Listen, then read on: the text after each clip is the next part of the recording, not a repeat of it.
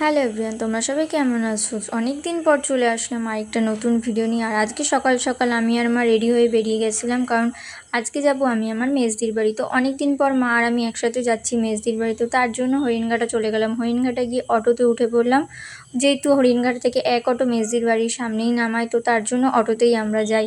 তো তারপরে গেলাম, গিয়ে দেখলাম যে মাসি আর মেসো বাইরেই দাঁড়িয়ে আছে। তো তারপরে চলে গেলাম ঘরের দিকে। মা একটু কথা বলছিল, আর ঘরে গিয়ে দেখলাম দিদি খেতে বসেছে। তো তারপরে কি করব, আর ঘরে গেলাম, গরম লাগছিল। ঘরে কি একটুখানি বসতে না বসতেই দিদি ডাক দিল বাইরে। তো বাইরে গেলাম, বাইরে গিয়ে দেখি দিদি আমাকে বললো কিছু একটু খেয়ে নে। তো আমি বললাম খাবো না। তো তারপর যাই হোক খেয়ে নিলাম। দুপুরবেলা খেয়ে দিয়ে কী করবো খুঁজে পাচ্ছিলাম না, তো একটু ঘুমিয়ে নিলাম।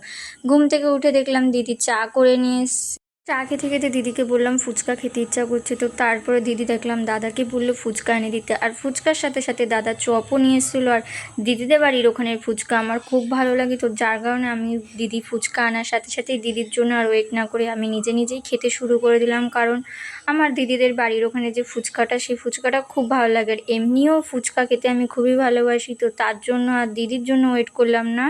দিদিকে বললাম তুই যখন খাবি খা, আমি তো আগে খেয়ে নিই। তো ফুচকা টুচকা খেয়ে নিলাম। খেয়ে ঘরে গিয়ে কী করব, কোনো কাজ খুঁজে পাচ্ছিলাম না। তো ভাবলাম একটু নেল পালিশ পরে নিই, তো যার জন্য একটু নেল পালিশ পরতে বসে গেলাম। তো নেল পালিশ পরে ঠরে বসলাম। দিদি দেখলাম রেডি হচ্ছে, আর দিদি আমাকেও বললো রেডি হতে। কারণ আমরা কোথায় যাব, আমরা যাব দিদিদের একটা রিলেটিভ, মানে ওদেরই পাশের বাড়ি, সেখানে কালী পুজো হচ্ছে, তো সেখানেই যাব। তারপরে রেডি হলাম, রেডি হয়ে সবাই মিলে সেখানে চলে গেলাম।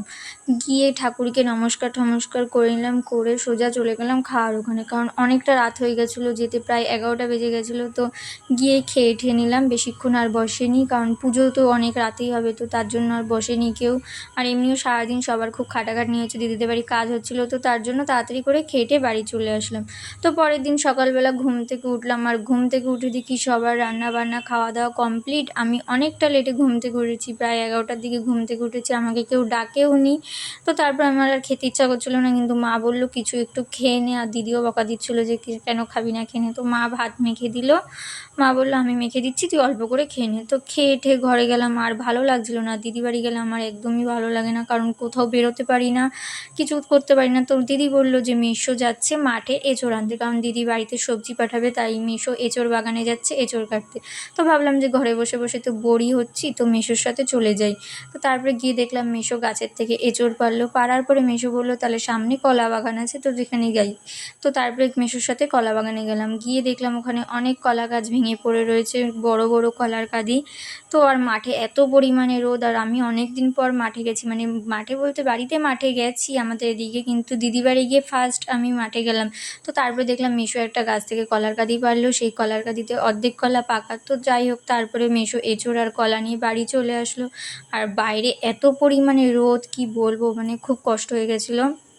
তো দিদিও না করছিল যেতে, কিন্তু তাও গেলাম, কারণ বোর হচ্ছিলাম, একটু তো ঘুরতে যেতে পারলাম মাঠে। তো ঘরে আসলাম, এসে ফ্যান ট্যান চালিয়ে বসলাম। তারপরে দুপুরবেলা স্নান করে খাওয়া দাওয়া করে বাড়ির জন্য বেরিয়ে পড়লাম, কারণ আমার পড়ানো ছিল।